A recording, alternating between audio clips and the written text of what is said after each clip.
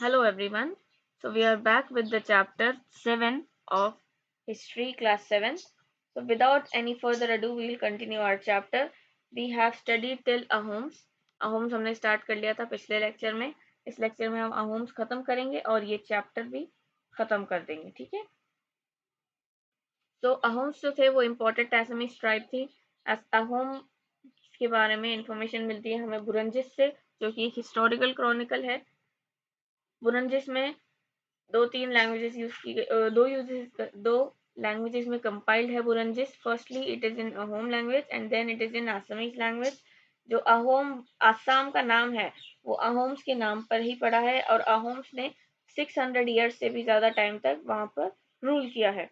अहोम्स जो है वो शान ओरिजिन के हैं और वो ब्रह्मपुत्र वैली से आए हैं ये in the 13th century and adopted the culture of the region. They moved to the Brahmaputra valley में इन्होंने मूव करा 13th सेंचुरी में और उस रीजन में जो कल्चर था विच वाज हिंदुइज्म वो उन्होंने अडॉप्ट करा. They married into the existing SMS community.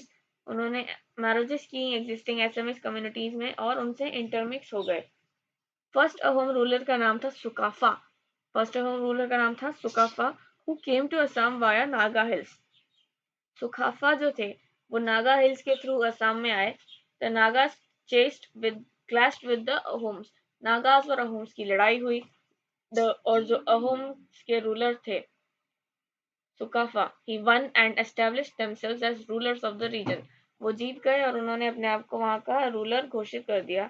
जो बुरंजिस है उसमें अहोम नागा रिलेशनशिप को बहुत अच्छे से डिपिक्ट किया है. The Ahoms got rid of smaller kingdoms and unified most of the present day Assam. Ahoms ने क्या किया, जो छोटे मोटे किंगडम्स थे उनको तो खत्म करा और सभी को मिलाकर एक बड़ा किंगडम बना दिया. जो ये बड़ा किंगडम इन्होंने बनाया ये प्रेजेंट डे आसाम है. अभी जो जिस एरिया को हम आसाम कहते हैं वो अहोम्स का पूरा किंगडम हुआ करता था.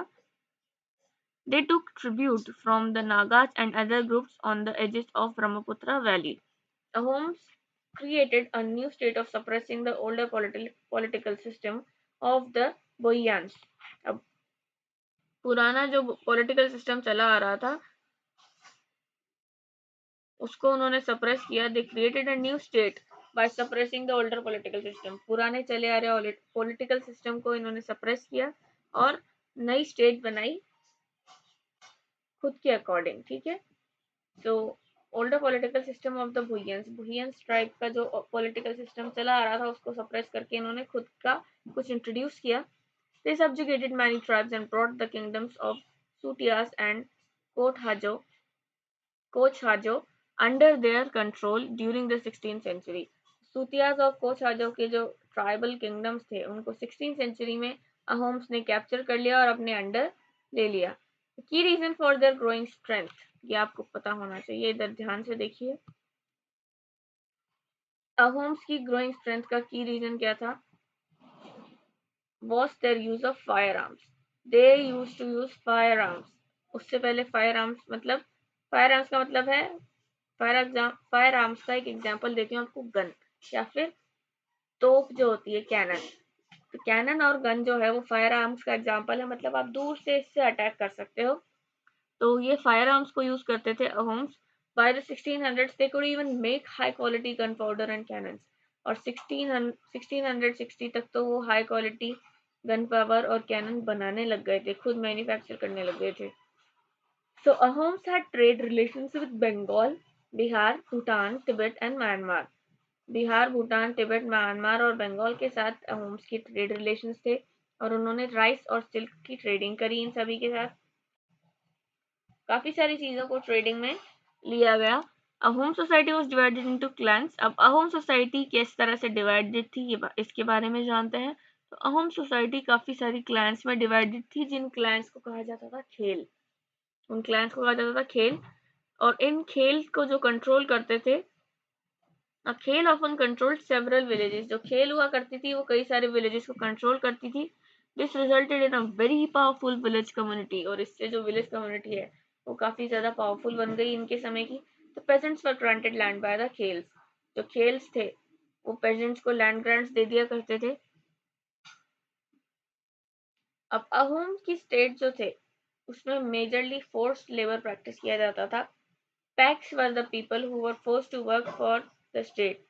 जिन लोगों को फोर्सफुली वर्क कराया जाता था उन्हें बोला जाता था पैक, PAI के पैक। ये देखिए, फोर्स्ड लेबर सिस्टम होम्स के टाइम पे काफी ज्यादा प्रचलन में था, बहुत पॉपुलर था। And the people who were forced to do the work for the state were known as paiks. Census of the population was taken and each village had to send a number of packs by rotation. Villages का census लिया जाता था, मतलब हर village को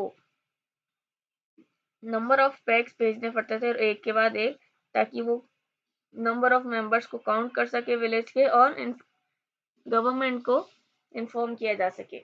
almost all the adult males had to serve in the army during war. जब भी war होता था तो जो भी एडल्ट मेल हुआ करते थे उनको आर्मी में सर्व करना पड़ता था, और दूसरे टाइम पे वो डैम्स या फिर इरिगेशन सिस्टम्स को बनाने में लगे रहते थे। जितने भी पब्लिक वर्क्स थे वो लोकल पीपल ही करते थे। New methods of rice cultivation were introduced by Ahoms. Rice cultivation के नए मेथड्स अहोम्स ने इंट्रोड्यूस किए। अहोम्स जो थे वो पैट्रन्स ऑफ आर्ट थे, मतलब इन्हें आर्ट बहुत ज़्यादा पसंद था। लिटरेचर, आर्ट और कल्चर के बहुत ज़्यादा फैन थे। Poets and scholars were given land grants. Theatre was encouraged. Important works in Sanskrit were translated into local language. Sanskrit के कई इंपॉर्टेंट वर्क्स को लोकल लैंग्वेज में ट्रांसलेट किया गया है अहोम्स के टाइम पे, क्योंकि ये आर्ट को बहुत ज़्यादा इंपॉर्टेंस दिया करते थे। 1662 में The Mughals under Mir Jumla attacked the Ahom kingdom. 1662 में मीर जुमला के अंडर मुगल्स ने अटैक करा अहोम्स के किंगडम को। Ahoms fought bravely but they were defeated. Ahoms काफी बहादुरी से लड़े भी सही, बट वो हार गए। बट जो मुगल्स थे उन्होंने कंट्रोल नहीं किया उस रीजन पे। वो ज्यादा समय तक कंट्रोल नहीं कर पाए उस रीजन पे, क्योंकि बहुत बड़ा रीजन हुआ करता था उस टाइम पे। The Ahoms remained an independent state till the British took them over in 1826. अब 1826 तक अहोम्स का इंडिपेंडेंट स्टेट रहा, बट 1826 में ब्रिटिश गवर्नमेंट ने उसको अंडरटेक कर लिया, when the former had been weakened by Burmese invasion. अब ब्रिटिश गवर्नमेंट इसको अंडरटेक क्यों कर पाए, क्योंकि बर्मा से इन्वेजन हुए थे और उसने अटैक किया था। बर्मा के लोगों ने अहोम्स पे अटैक करा, इसी वजह से जो अहोम्स ट्राइब थी वो वीक होती चली गई, क्योंकि उनके मेंबर्स मरने लग गए, है ना, तो इसलिए वो ट्राइब वीक हो गई। तो originally the Ahoms had their own tribal god. As the state expanded the traditional beliefs and practice also change. जैसे जैसे स्टेट इंक्रीज होता गया उनका ट्रेडिशनल बिलीफ्स और प्रैक्टिसेस भी चेंज होते गए। उनका ओरिजिनल गॉड भी हुआ करते थे। Brahmin started to gain prominence. Brahmins को बहुत ज़्यादा इंपॉर्टेंस या प्रोमिनेंस दी जाने लगी। लैंड ग्रांट्स भी दी जाने लगी ब्राह्मण्स को by the Ahom rulers to the temples and Brahmins. Hinduism gradually became the predominant religion. Hinduism predominant religion बनता जा रहा था। 15th सेंचुरी में Shankar Dev brought the Vaishnavite movement. Shankar Dev ने वैष्णवाइट मूवमेंट इंट्रोड्यूस करा उस रीजन में। It became very popular and continues to influence the village societies in Assam. और ये काफी इन्फ्लुएंस करता है विलेज सोसाइटीज को असम में। But the Ahoms did not give up their traditional beliefs completely. But Ahoms ने अपने ट्रेडिशनल बिलीव्स गिव अप नहीं करे पूरी तरह। So this is all about your chapter, students. Thank you very much. Keep studying.